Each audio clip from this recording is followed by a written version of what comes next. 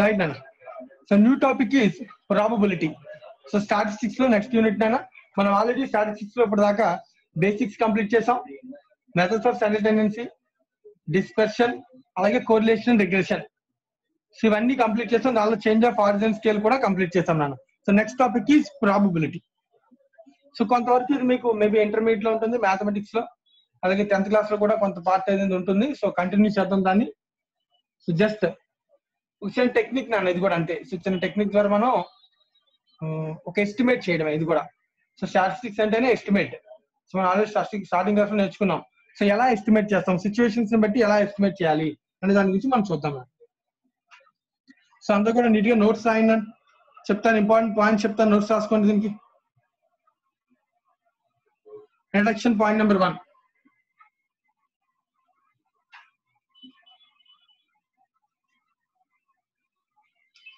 Probability is defined as the chance of happening an event. Chance of happening an event. ఒక event జరగడానికి ఎంత chance ఉంటుంది అని చెప్పడాన్ని probability అంటాం. రైట్, ఒక డై త్రో చేసాం. 1 అనే నెంబర్ 1, 2, 3, 4, 5, 6 అని 6 నెంబర్స్ ఉంటాయి. 1 అనే నెంబర్ రావడానికి ఎంత ప్రాబిలిటీ ఉంది, 6 అనే నెంబర్ రావడానికి ఎంత ప్రాబిలిటీ ఉంది. అంటే ఒక ఈవెంట్ డై త్రో చేసినప్పుడు ప్రాబిలిటీ, ఛాన్స్, మనకు కావాల్సిన ఈవెంట్ కి ఛాన్స్ ఎంత అని చెప్పడాన్ని మనం ప్రాబిలిటీ అన్నాం. సో ఒక కాయిన్ టాస్ చేసాం, హెడ్ కి ప్రాబిలిటీ ఎంత, టాస్ కి ప్రాబిలిటీ ఎంత. సో ఇవి మనం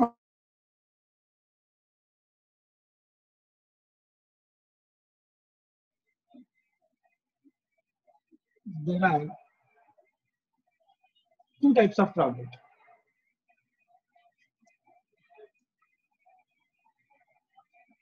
One is subjective. There are 2 types of probability. One is subjective, second one is objective. Subjective ante it depends on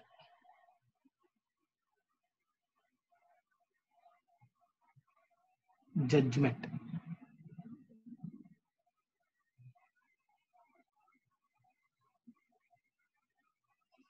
Does not depend on judgment.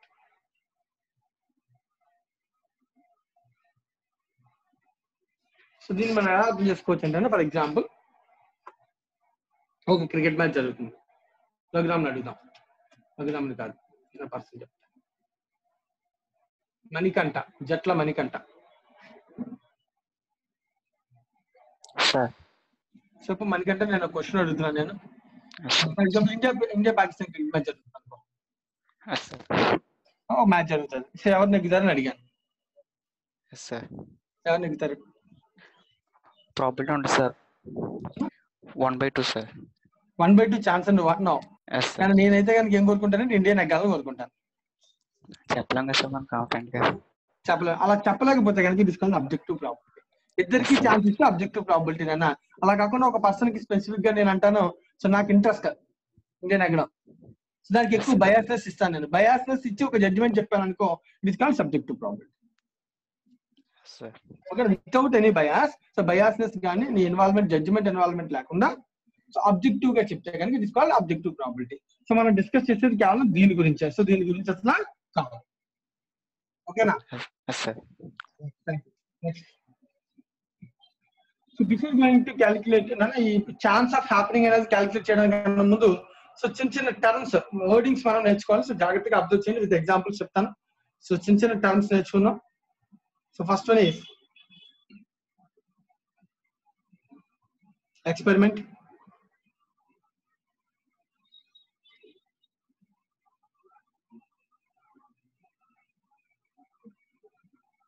It is defined as performance that produces certain results. Performance that produces certain results. So any activity, any experiment and any activity, any performance that produces certain results. Tossing a coin is an experiment. Writing an exam is an experiment.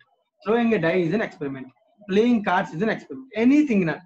ఏదైనా experiment, నువ్వు any activity which give some result is called experiment. Second one,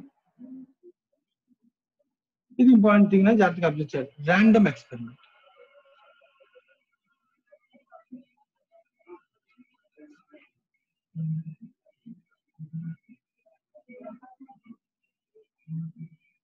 It is an experiment in which results depends upon a chance. So ఓడింగ్ అన్న experiment, random experiment లో biases ని మనం eliminate చేస్తాం, అంతకు మించి ఎలా. సో ర్యాండమ్ అంటే ఒక ఎక్స్పెరిమెంట్ చేసినప్పుడు దాని యొక్క రిజల్ట్స్ అనేవి బై ఛాన్స్, ప్రతి దానికి ఒక ఛాన్స్ ఉండాలి. ఒక డై త్రో చేస్తాం అనుకున్నా, సో డై త్రో చేసినప్పుడు దానిలో 1 కి ఛాన్స్ ఉండాలి, కంపల్సరీగా దానికి రావడానికి ఛాన్స్ ఉండాలి. ఫర్ ఎగ్జాంపుల్ ఆ డైలో 1 నేను ఎలిమినేట్ చేసేసి డై త్రో చేసి 1 కి ప్రాబిలిటీ ఎంత అడగచ్చా? అడగకూడదు. అర్థమవుతున్నా? సో అంటే మనం చేసే ప్రతి ఎక్స్పెరిమెంట్ లో ఉన్న ప్రతి ఈవెంట్ కి ఛాన్స్ ఉండాలి. అలా ఛాన్స్ ఉండేటటువంటిది ఎగ్జాక్ట్ గా చెప్పకూడదు, ఛాన్స్ ఎంతో కొంచెం ఛాన్స్ ఉండాలి. అలా ఛాన్స్ అది రావడానికి ఛాన్స్ ఉండేటటువంటి ఎక్స్పెరిమెంట్ ని మనం అంటాం ర్యాండమ్ ఎక్స్పెరిమెంట్ అంటాం. Right? So probability is calculated for random experiments. Next one is event.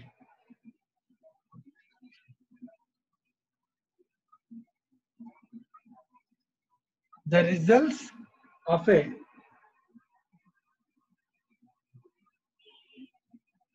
random experiment is an event. So experiment చేసాం, ఒక కాయిన్ టాస్ చేసాం ర్యాండమ్ ఎక్స్పెరిమెంట్, ఎందుకంటే దానిలో 2 ఈవెంట్స్ ఉన్నాయి, హెడ్, టైల్. సో రెండింటికి కూడా ఛాన్స్ ఉంటుంది అన్న. ర్యాండమ్ హెడ్ పెట్టడానికి ఛాన్స్ ఉంటుంది, టైల్ పెట్టడానికి ఛాన్స్ ఉంటుంది. సో రెండింటికి ఛాన్స్ ఉంటుంది కాబట్టి ఇది ర్యాండమ్ ఎక్స్పెరిమెంట్. ఆ ర్యాండమ్ ఎక్స్పెరిమెంట్ లో వచ్చిన results either tail or head is a event. Tail is an event, head is an event.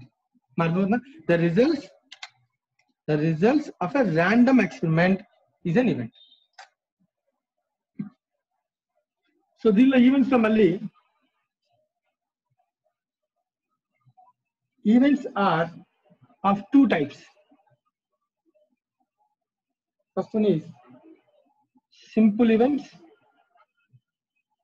second is composite events. So simple event అంటే normal and single individual events అన్నమాట. Simple elementary events. దానికి ఒక die throw చేసాం. Events ఏంటంటే 1 2 3 4 5 6 are events.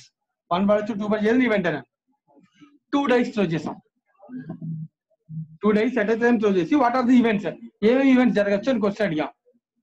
ఏమేమి events జరగచ్చు అన్నప్పుడు రాఘవేంద్ర చెప్పు, 2 డైస్ త్రో చేస్తే ఏ ఈవెంట్స్ జరగచ్చు? 1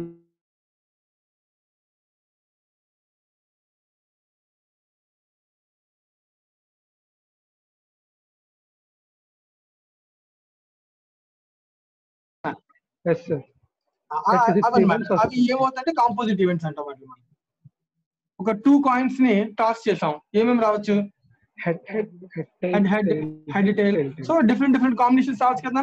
సో ఒక ఎలిమెంటరీ ఈవెంట్ అంటే సింపుల్ అంటే ఒకటి ఈవెంట్ అయితే సింపుల్ ఈవెంట్స్ అని అంటాం. అలా కాంపోజిట్ కంబైన్ చేసి ఈవెంట్స్ ఉంటే కనుక అప్పుడు మనం అట్లా ఏమంటాం? కాంపోజిట్ ఈవెంట్స్ అని అంటాం. Okay sir.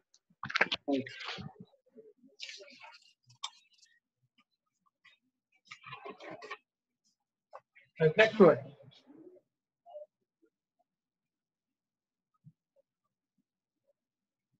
mutually exclusive or incompatible events. Mutually exclusive events. So the meaning is the first two, happening of one event prevents the happening of another event. So the happening of one event prevents the happening of another event. వీటిలో మనం అంటారన్నా mutually exclusive, ఏదో ఒకటే జరుగుతుందని. For example coin toss చేసాం, head అనేది ఏం చెప్పచ్చు? Mutually exclusive అనొచ్చా అనకూడదు? Head and tail events Raghuram yes sir, అనొచ్చు సార్. అనొచ్చా? Head and tail Yes, sir. Mutual exclusive అనొచ్చు. ఎందుకని? హెడ్ పడితే ఇంకా టైల్ పడదు కదా సార్. టైల్ పడిందంటే ఇంకా హెడ్ పడదు. ఒక ఈవెంట్ ఇంకో ఈవెంట్ ప్రివెంట్ చేస్తుంది కదా సార్. మీకు అర్థమని నేను కొన్ని ఎగ్జాంపుల్ చెప్తాను, చూసి జాగ్రత్తగా విన్నాను. సో అది ఒక్కటి సింపుల్ ఎగ్జాంపుల్. సో నార్మల్ కొన్ని ఎగ్జాంపుల్ తీసుకున్నాను. ఫర్ ఎగ్జాంపుల్ నేను ఒక శాంపుల్ స్పేస్ ఇలా తీసుకున్నాను. ఒక డై త్రో చేస్తే నెంబర్స్ ఇవే కదా, ఒక డై త్రో చేయడం అని ఒక శాంపుల్ స్పేస్ తీసుకున్నాను. ఓకేనా? సో డై త్రో చేసినప్పుడు ఎన్ని ఈవెంట్స్ ఉంటాయి రఘురామ్? 6 సార్. రైట్. సో ఇప్పుడు నేను కొత్త ఈవెంట్స్ రాస్తాను, నాకు నచ్చిన ఈవెంట్స్ రాస్తాను. చూడు, నేను ఒక ఈవెంట్ రాస్తాను, ప్రాబబిలిటీ ఆఫ్ ఆడ్ నెంబర్స్ అన్నాను. ఆడ్ నెంబర్ అనేది కూడా ఒక ఈవెంటే కదా అన్న, తీసుకొచ్చాను. సో ఈవెంట్ లో ఈవెంట్ అనమాట. ఒక ఆడ్ నెంబర్ అనేది ఒక ఈవెంట్. ఓకేనా? ఆడ్ నెంబర్ పడ్డానికి ఒక డై త్రో చేసేటప్పుడు ఆడ్ నెంబర్ పడ్డానికి ప్రాబిలిటీ ఎంత అని అడిగాను నేను. ఆడ్ నెంబర్స్ ఎన్ని ఉన్నాయి? 1 3 సార్. 6 సారీ 5 అంతే కదా. 3 నెంబర్స్ ఉన్నాయి అవుట్ ఆఫ్ 6 అంటే there is the probability of half. ఓకేనా? 6 ఏంటన్నా 6 out of 6 sir. Out of 6. ఇది అర్థమైందా నీకు? ఇది ఒక ఈవెంట్ అని అర్థమైందా? Yes sir. రైట్. ఇప్పుడు నేను ఇంకొక ఈవెంట్ రాస్తాను, జాగ్రత్తగా. P of probability of even numbers అన్నాను. ఫర్ ఎగ్జాంపుల్ ఈవెన్ నెంబర్స్, దీనికి ఎంత? ఈవెన్ నెంబర్స్ అంటే ఏమేమి వస్తాయి నా దీనిలోకి? 2 4 6 సార్. ఆడ్ నెంబర్స్ అంటే ఏమొచ్చాయి? 1 3 5 కదా. ఈవెన్ నెంబర్స్ అంటే 2 4 6 అంతేనా? సో దీనికి ప్రాబిలిటీ 1/2. సో ఈవెంట్ ఏ ఏంటి? ఈవెంట్ రెండు ఈవెంట్స్ తీసుకున్నాను, జాగ్రత్తగా అబ్జర్వ్ చేయి. ఒక ఈవెంట్ ఏమో ఆడ్ నెంబర్స్, ఒక ఈవెంట్ ఏమో ఈవెన్ నెంబర్స్. నేను క్వశ్చన్ అడుగుతున్నాను, event A and event B are mutually exclusive, అవునా కాదా? కాదు సార్. ఎందుకు కాదు? ఈవెంట్ పడితే ఈవెన్ నెంబర్స్ పడితే మ్యూచువల్లీ ఎక్స్క్లూజివ్ అంటే ఏంటి? ఒకటి జరిగితే ఇంకోటి జరగదు కదా. అంటే ఆడ్ పడితే, అంటే ఫర్ ఎగ్జాంపుల్ ఇది జరిగితే ఇది జరగదు కదా. Yes sir. కామన్ లేదు కదా. అంటే ఇవి రెండు ఏమవుతాయి అప్పుడు? మ్యూచువల్ ఎక్స్క్లూజివే కదా. అవుతాయి సార్. అవును కాదమ్మా? అవును, these are mutual exclusive events. For example ఇంకొకటి తీసుకుంటాను, జాగ్రత్తగా. సో నేనేమంటే ఇంకొక ఈవెంట్ నంబర్ గ్రేటర్ దాన్ 5 అన్నాను, గ్రేటర్ దాన్ 4 అన్నాను. ఓకేనా? Event is number greater than 4 అంటే దీనిలోకి ఏమేమి ఆల్టర్నేటివ్స్ రావచ్చు? 5 రావచ్చు, 6 రావచ్చు. నా ప్రాబిలిటీ ఇస్ 2/6. ప్రాబిలిటీ క్యాలిక్యులేషన్ తర్వాత చూద్దాం మనం. ఓకేనా? ప్రాబిలిటీ క్యాలిక్యులేషన్ నేను మాట్లాడట్లేదు. సో నాకు ఇప్పుడు ఈవెంట్ లో ఉన్నటువంటి శాంపుల్ స్పేస్ ఏంటి? 5 రావచ్చు, 6 రావచ్చు కదా. దీన్ని సి అన్నాను అనుకో, గ్రేటర్ దాన్ 4, ఇదొక ఈవెంట్. ఓకేనా? మొత్తం 3 ఈవెంట్స్ అన్న, A B C. A is odd number event, B is even number event, C is greater than 4 event. ఇప్పుడు క్వశ్చన్ అడుగుతున్నాను నేను, Raghuram, A and B mutual exclusive, అవునా కాదా? Yes sir. A and C mutual ఎక్స్క్లూజివా? Yes sir. ఏమని చెప్పగలం? A అంటే odd number sir. అవును. ఈవెన్ సి అంటే 5 6 సార్. రెండు జరగదు కదా. ఫర్ ఎగ్జాంపుల్ 5 అనే నెంబర్ వచ్చింది అనుకో డై త్రో చేసినప్పుడు. Yes sir. అప్పుడు ఈవెంట్ ఏ అయిపోయింది, ఈవెంట్ సి కూడా అయింది కదా. అర్థమవుతున్నా నేను చెప్తాను? అంటే event A and event C combined అంటే A and C you cannot say they are mutually exclusive, they are not mutually exclusive. మా అర్థమవుతున్నానన్నా దగ్గర? Yes sir.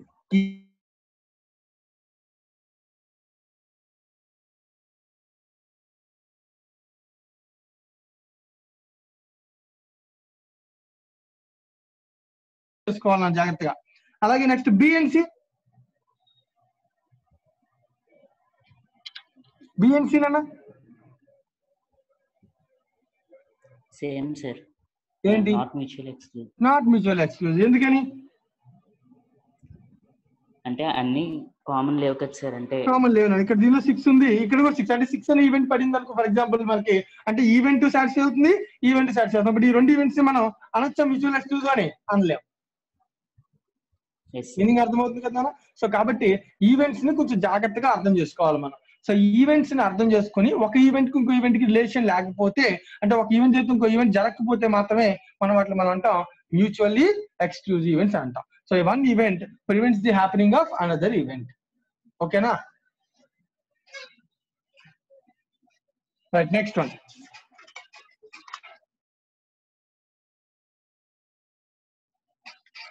మీరు ఎవరికైనా డెఫినేషన్ అర్థం కాబట్టి అడిగిన తర్వాత మనం దీని నుంచి కాన్సెప్ట్స్కి వెళ్తాం. మరి next one is exhaustive. Next definition is exhaustive events. So నాతో పాటు లైన్స్ డెఫినేషన్స్ కూడా రాసుకున్నాను. It is a set of events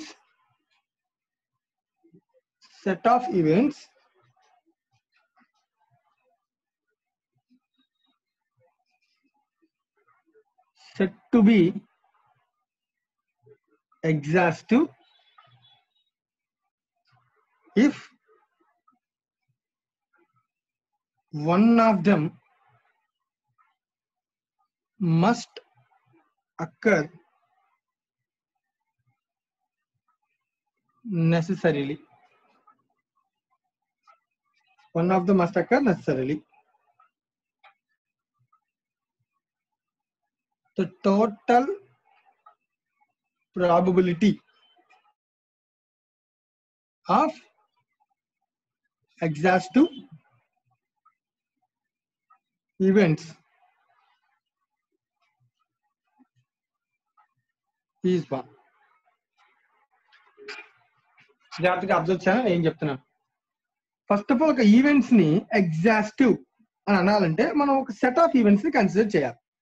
ఒక ఈవెంట్ కాదు, set of events. Right? So 2 అవ్వచ్చు, 3 అవ్వచ్చు, set of events are said to be exhaustive if one of them must occur necessarily. So మనం ఒక ఎక్స్పెరిమెంట్ చేస్తే మనం తీసుకున్న సెట్ లోంచి ఒక ఈవెంట్ ఖచ్చితంగా వచ్చి తీరాలి. కాబట్టి the total probability of exhaustive events is 1. For example, ఇందాక మనం కేసు తీసుకున్నాం కదా, A B C 3 alternative cases తీసుకున్నాం నా ఈవెంట్స్. ఫస్ట్ ఈవెంట్ ఏమన్నాం? ఈవెన్ నెంబర్స్ అన్నాం. సెకండ్ ఈవెంట్ ఏమన్నాం? ఆడ్ నెంబర్స్ అన్నాం. థర్డ్ ఈవెంట్ ఏమన్నాం? గ్రేటర్ దాన్ 4 అన్నాం. ఓకేనా? సో దీనిలోకి వచ్చినటువంటి ఈవెంట్ నెంబర్స్ లోకి వచ్చినటువంటి కేసెస్ ఏంటి? 1, 3, 5 అని ఈవెంట్స్ వచ్చాయి, అనే నెంబర్స్ వచ్చినాయి. అర్థమవుతుందా? సో ఆడ్ నెంబర్ కి ప్రాబ్లం 2, 4, 6 నన్ను. సో గ్రేటర్ దాన్ 4 లోకి ఏమొస్తాయి? 5 and 6 నన్ను.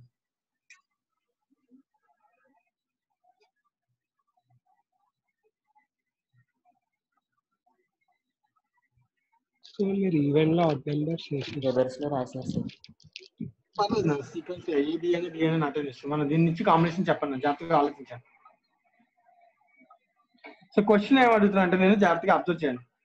It is a set of events. మనం మాట్లాడుతూ సెట్ ఆఫ్ ఈవెంట్స్ కన్సిడర్ చేయాలంటే set to be exhaustive, one of them must occur necessary. So మనం తీసుకుంటే ఇప్పుడు ఏ బిని ఎగ్జాస్టివ్ ఈవెంట్స్ అనొచ్చా? ఏ అండ్ బిని? చెప్పు. నో సార్, తీసుకోండి. ఎందుకు మనం అనలేం? సేమ్ నెంబర్ లేవు కాబట్టి రెండిట్లో ఉండాలా? నేనేమన్నా అబ్జర్వ్ చేయను. ఏబిని ఎగ్జాస్టివ్ అని అనొచ్చు. ఎందుకంటే ఇవి మొత్తం అంతా తీసుకుంటే టోటల్ కవర్ అవుతుంది కదా నాకు కావాల్సినటువంటి any number. For example die throw చేశాను నేను. ఒక డై త్రో చేసినప్పుడు 1 వచ్చింది అనుకో, ఐదర్ ఏలో కానీ బిలో కానీ ఛాన్స్ ఉందా లేదా? 6 వచ్చింది అనుకో, ఏ కానీ బి కానీ కంబైన్ గా సెట్ చేసుకుంటే ఎగ్జాస్ట్ అనొచ్చా లేదా? అనొచ్చు సార్. అదే ఇప్పుడు for example B and C తీసుకుంటే అనలేం సార్. అనలేం. ఎందుకని? 1 లేదు కాబట్టి. 1 లేదు కదా. సో 1 వచ్చింది అనుకో, అప్పుడు అది ఏమవుద్ది? 1 and 3 వస్తే ఎగ్జాస్టివ్ ఈవెంట్స్ అవుతుంది సార్. బిఎల్సి అంటే ఫర్ ఎగ్జాంపుల్ నువ్వు అబ్జర్వ్ చేస్తాను ఇక్కడ ఏ బి ఎగ్జాస్ట్, కానీ బిసి కానీ ఏసీ కానీ ఎగ్జాస్టివ్ అవ్వదు. ఎందుకంటే ఈ టోటల్ ప్రాబిలిటీ లేదు, టోటల్ ఏరియాని కవర్ చేయట్లేదు. అర్థమవుతుందా? So the total probability should be exhaustive should be 1 అంటే నాకు అర్థం అదే అనమాట. అంటే నేను తీసుకున్నానికి 1 of them must occur necessary. ఒకటి ఖచ్చితంగా నెసెసరీగా జరగాలి, ప్రతి ఈవెంట్ కూడా ఖచ్చితంగా జరగాలి. అలా ఉన్నటువంటి సెట్ ఆఫ్ ఈవెంట్స్ మనం అనాలి ఎగ్జాస్టివ్. అర్థమవుతుందా? సో మనం ఇది నెంబర్స్ నేను కేవలం అర్థం అవడం కోసం తీసుకుంటున్నాను, ఈజీగా అర్థం అవడం కోసం, లాజికల్ గా.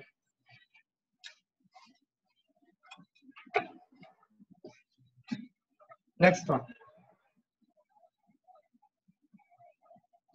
is mutually symmetric. ఇంకొక పేరు equally likely or equiprobable, ఎలాగైనా పిలవచ్చు. Equiprobable or equally symmetric or equally probables.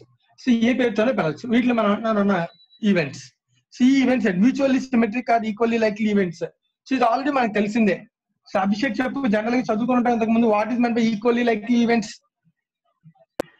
అంటే 2 ఈవెంట్స్ ఉంటే రెండింటికి ప్రాబబిలిటీ సేమ్ ఉండొచ్చు. సేమ్ ప్రాబబిలిటీ ఉన్నటువంటి any 2 events is known as mutually equally likely events అని అనొచ్చు. అంతే కదా? కరెక్ట్. నేను ఇక్కడ రాస్తాను definition.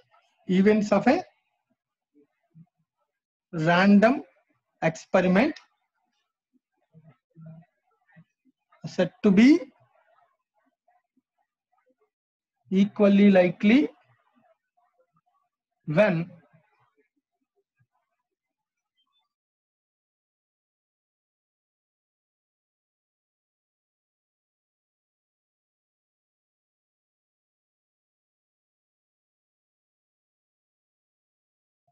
has equal chance of happening. Every event has an equal chance of happening. సమానమని ఈక్వల్ ప్రాబబిలిటీ ఉంటే కనుక, ఛాన్స్ ఉంటే కనుక వాటిని మనం అంటాం mutually symmetric or equally likely events అని అంటాం. సో దేనికి ఎక్కువ ప్రాబబిలిటీ అనుకుంటాం అంటే సమానమైన ప్రాబబిలిటీ ఉండాలి. సో అలా ఉంటే వాటికి మనం అనొచ్చు ఈక్వల్లీ లైక్లీ ఈవెంట్ అని అనొచ్చు. So you can say probability of A is equals to probability of B, general terminology. So దీనికి పెద్దగా ఏమి ఎగ్జాంపుల్స్ అవసరం లేదు, మీకు అర్థమవుతుంది. So basic definitions. సో మనం కాన్సెప్ట్ ఆఫ్ ప్రాబిలిటీలోకి వెళ్దాం. సో అది ఈ క్లాస్ వద్దు, నెక్స్ట్ క్లాస్ లో కంటిన్యూ చేద్దాం. సో బేసిక్ గా చెప్పిన ఈ డెఫినేషన్స్ జాగ్రత్తగా మీరు చూసుకోండి ఒకసారి మళ్ళీ. అలాగే ఫస్ట్ చేయాల్సిన పని ఏంటంటే కనుక లాస్ట్ క్లాస్ లో కంప్లీట్ అయిపోయినటువంటి interest, time value of money chapter లో ఉన్నటువంటి ఎగ్జాంపుల్స్ అన్ని కూడా చేయండి. అరౌండ్ అవి 50 వరకు ఉంటాయి ఎగ్జాంపుల్స్, అన్ని చేయండి. యాన్యుటీలో అవి మొత్తం ఎగ్జాంపుల్స్ అన్ని చేయండి. సో చేసుకుని రేపు రండి, రేపు క్లాస్ లో వాటి మీద డౌట్స్ డిస్కస్ చేసి ప్రాబిలిటీ టాపిక్ ని కంటిన్యూ చేద్దాం. ఓకేనా? రైట్ అండి. Thank you very much. ఇవాళ సెషన్ ఎండ్ చేస్తాను. Thank you sir. Thank you sir.